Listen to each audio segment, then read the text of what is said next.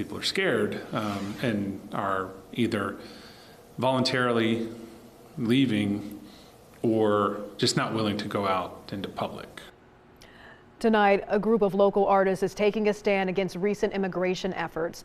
The Richmond Artists Against Deportation is preparing an art gallery to raise money for those impacted by ICE arrest. All this comes in response to heightened immigration enforcement seen across the country, including a federal crackdown in North Carolina. 8 News reporter Sarah Molina joins us live in Richmond with an update on ICE here in Virginia and what an immigration attorney is saying about this uptick in arrests. Sarah.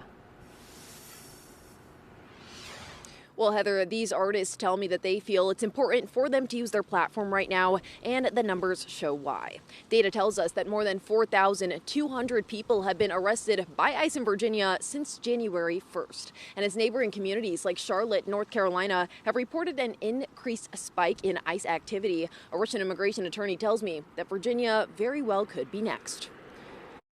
Musicians, writers. Since October, more than 200 Central Virginian artists have come together to build the Richmond Artists Against Deportation. As artists, we have a huge integral role to play in culture, in public opinion, in telling the truth, right, of what's actually happening. Co-leader Neve Coppersmith says the volunteer organization plans to give proceeds back to the Sacred Heart Center, a Latino hub in Richmond. Artists of the world unite. Coppersmith says they also offer community trainings about what to do if immigration enforcement intensifies here in Richmond. According to the Data Deportation Project, ICE has arrested more than 4,200 people in Virginia since President Trump took office in January. One of the most effective ways to get ICE out of our communities, to tell them that they're not welcome here.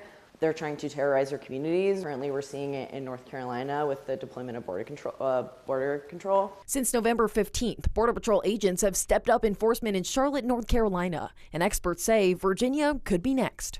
It's a high probability that, if the federal government continues to prioritize that sort of heightened aggressive and, quite frankly, unreasonable and unconstitutional immigration enforcement, that Richmond could be on that target list. Immigration attorney Charlie Schmidt, president of the Richmond Community Legal Fund, says many clients have self-deported, and they've seen a significant drop in requests for help. We think it's because people are scared and are either voluntarily leaving or just not willing to go out into public.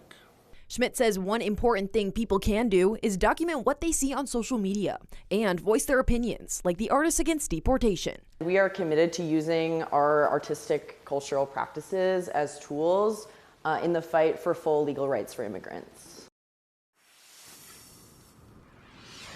Now, the Richmond Artists Against Deportations plans to open its gallery in January. To learn more about that organization or the Richmond Community Legal Fund, visit WORIC.com. Reporting live in Richmond tonight, I'm Sarah Molina, 8 News.